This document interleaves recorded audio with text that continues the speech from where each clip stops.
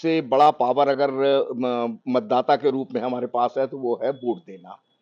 तो सबसे पहले तो मैं धन्यवाद दूंगा आपको और निवेदन करना चाहूंगा हमारे सारे श्रोताओं से और जो देख रहे हैं, वो वोट जरूर करें, एक अच्छी सरकार का चयन करें। कोई भी बात अगर है, जहाँ तक अगर हम आर्थिक क्षेत्र से हम लोग काम करने वाले लोग हैं और किसी भी क्षेत्र का विकास जो है उसको नापने का पैमाना होता है आर्थिक पैमाना, कि उस क्षेत्र का आर्थिक विकास कितना हुआ है।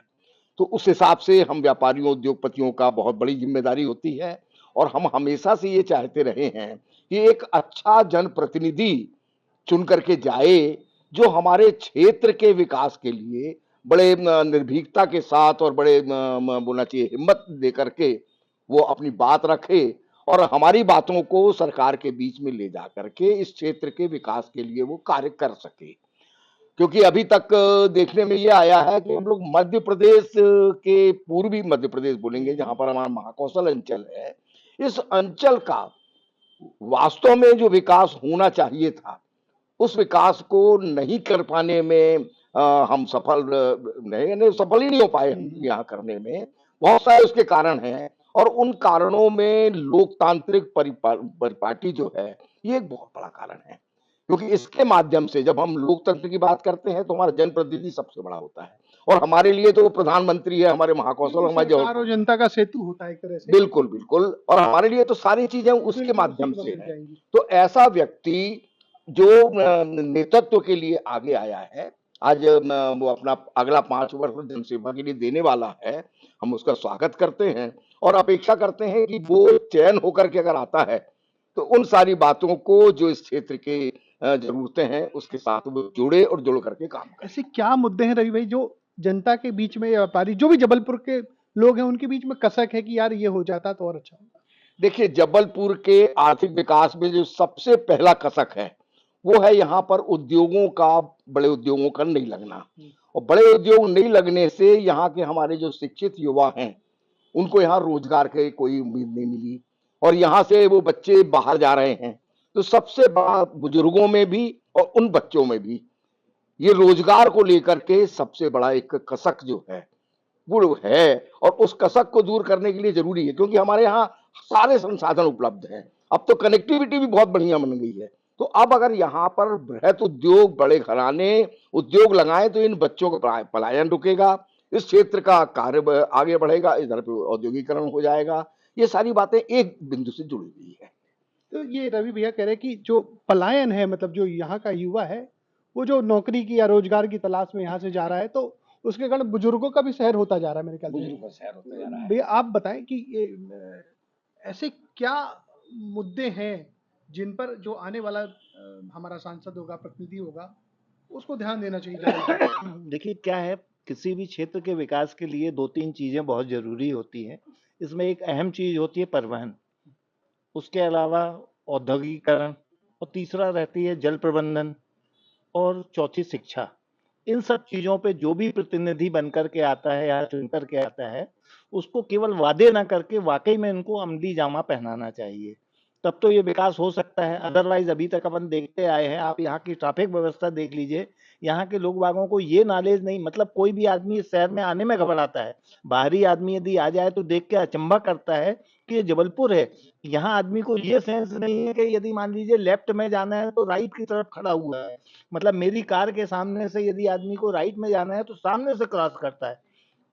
जैसे ही ग्रीन लाइट होती है, सिविक सेंस का बहुत बड़ा मतलब दूसरा कि वादे की बजाय असल में काम होना चाहिए। बिल्कुल ऐसा नेता होना चाहिए जो अपने वादे को निभाए, ये नहीं कि केवल अभी अपन ने लिया तो 5 साल बाद देखा मतलब वोट लेके भूल गए, मोदी जी के दम पे तो हमें जीतना ही है। हाँ। ये नहीं होना चाहिए, मतलब ये भाव नहीं होना चाहिए, उसको 5 साल जनता के लिए सेवक के रूप में काम करना चाहिए। बस मोदी जी या राजीव गांधी के दम पे नहीं, आपको ये सोच करके कि हम जबलपुर के हैं, जबलपुर क्षेत्र का हमें विकास करना है, वो सोच करके आपको काम करना है, ऐसा होना चाहिए। तो देखिए कह रहे हैं कि भारिया जी की नेता ऐसा हो जो मोदी जी के नाम पे जीत के घर ना बैठ जाए, बल्कि 5 साल काम करे, अपना खुद का एक पहचान बनाए और फिर से जनता के बीच वोट मांगने जाए और काम बताए अपने। अखिल भाई आप बताओ, आप तो व्यापारियों की समस्याओं के लिए इधर उधर मुखर रहते हो, बात उठाते हो, व्यापार जगत किस तरह से परेशान है और क्या चाहता आने वाली सरकार से? व्यापार जगत परेशान किस सेंस में आप पूछ रहे हो? मैं वो थोड़ा सा क्लियर किसी करोगे तो किसी मैं भी आपको सेंस, बेहतर। देखो एक हमने देखा कि कोरोना के बाद जो परिस्थितियां बनी, जो एमएसएमईज होंगी, बहुत सारी इंडस्ट्री बंद हो गई, शटडाउन हो गया, लोन की प्रॉब्लम हुई उनको, और भी बहुत सारी तकलीफें हुई। अभी भी जो रिटेल सेक्टर है वो प्रेशर में है। सरकार कहती तो है कि जीडीपी हमारी 8 पॉइंट समथिंग है, लेकिन मार्केट में धंधा नहीं है। तो फिर ये जो मिसमैच है, तो कैसे व्यापारी कैसे उम्मीद करता है कि सरकार हमको इस पीड़ा को हमारी समझे और इसको दूर करे? देखिए मैं बहुत स्पष्टता से अगर आपसे बोलूं इस बात पर, तो सरकार आपका बिजनेस बढ़ाने या घटाने की जिम्मेदार कभी नहीं हो सकती। ये आपकी क्रियाशीलता है जो आपके व्यापार और उद्योग को बढ़ा के लेके जाती है, या आपको वहीं स्थिर कर देती है, या उससे भी नीचे ले आती है।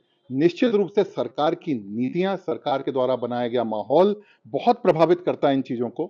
तो मैं ऐसा मानता हूं कि कोविड एक ऐसी महामारी आई थी जो शायद हमने अपने लाइफ टाइम में, हमारे अपने माता पिता के लाइफ टाइम में हमने पहली बार ऐसा देखा कि पूरा विश्व बंद होकर एक कमरे में बैठा हुआ था। प्राकृतिक महामारी थी, इससे उबर कर हम निकल कर आए हैं। आंकड़े मिसमैच के बहुत से हो सकते हैं, कर रहे हैं, लोग बात कर सकते हैं कि धंधा नहीं है, लेकिन मैं आपसे बताना चाहता हूं कि आज स्थिति ये हो रही है कि टैक्स कलेक्शन हमारा बढ़ रहा है, हम इसे झुटला नहीं सकते। अब टैक्स कलेक्शन बढ़ रहा है मतलब कहीं ना कहीं व्यापार हो रहा है।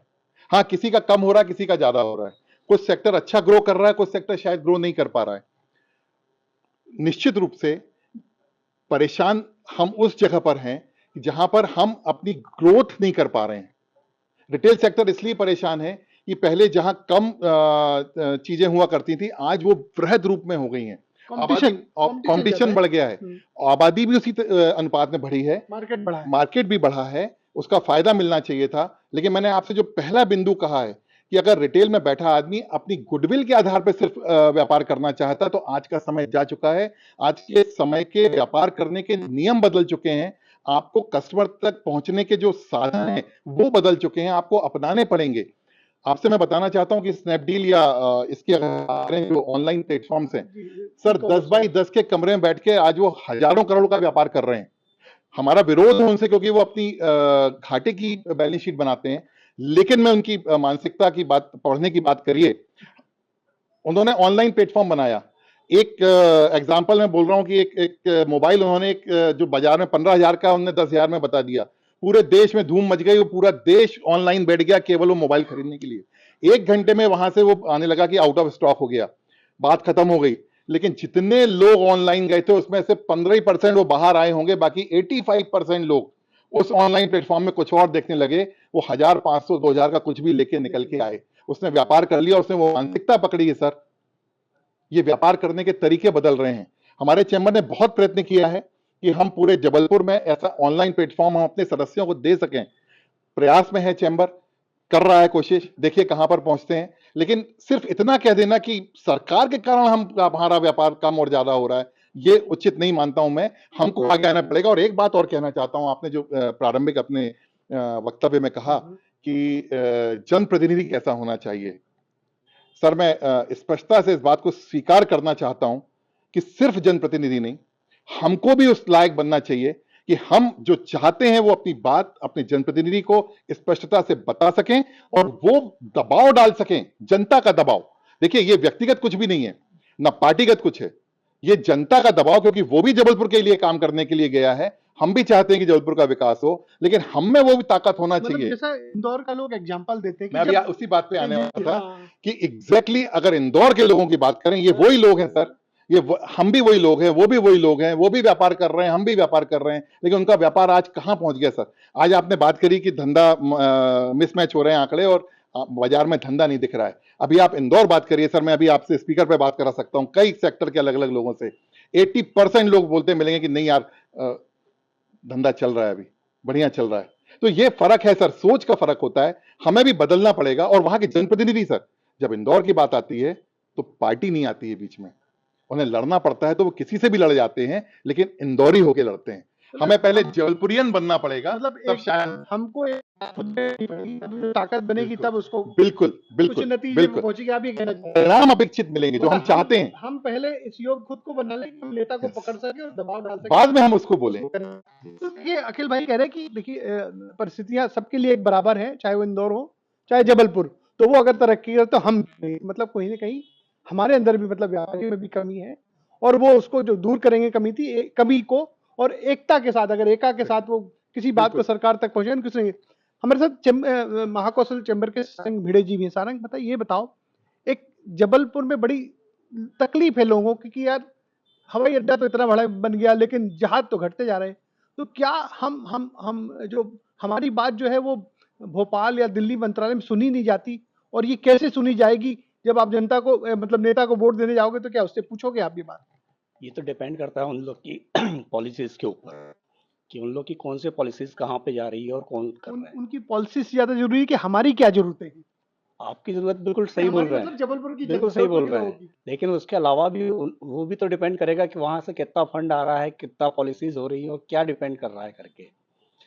ये जरूर बोलूंगा कि जितना अभी डेवलपमेंट हो रहा है उसमें इम्प्लीमेंट जरूरी है। जो आप बात कर रहे हो सेम इसी इसमें आपने देखा होगा गढ़ा के वहां पे एक बाजार बनाया हुआ है, बहुत सुंदर व्यवस्थित बाजार गवर्नमेंट ने बनाया है, हॉकर जोन जैसा हॉकर जोन है, लेकिन वहां पे अभी भी कोई भी दुकानें नहीं लगती। रीजन क्या है? तो ये तो आपको थोड़ा सा देखना पड़ेगा और गवर्नमेंट्स जी अपना प्रतिनिधियों को भी थोड़ा सा दबाव बनाना पड़ेगा कि वहाँ पे सबको शिफ्ट करना पड़ेगा, क्योंकि उसके अकॉर्डिंग ही आपका ट्रैफिक भी बढ़िया होगा और सब कुछ होगा वो। मतलब कुल मिला के बात आप ये कहना चाह रहे हो कि नेता से तो आप बात करो ही करो, जनता भी अपनी जिम्मेदारी समझे, है ना? Exactly, बिल्कुल अब बिल्कुल सही बोल रहे हो आप, क्योंकि हम नहीं मानते हैं तो फिर कौन करेगा। आप उसका एक और एग्जांपल दे रहा हूँ मैं, जनता को खुद को इतना सुधरना पड़ेगा, क्योंकि आपने देखा होगा कि नर्मदा जयंती के बाद रात को आप कभी वहाँ के दृश्य देखिएगा, जितने गंदगी वहाँ पे देखी है उतनी मेरे ख्याल से पूरे दिन पे नहीं रहती। तो अब इसमें न ही नेता आएंगे न ही प्रशासन कुछ करेगा। मतलब आप कह रहे हो कि भंडारा तो करो लेकिन साफ भी कर दो पीछे से।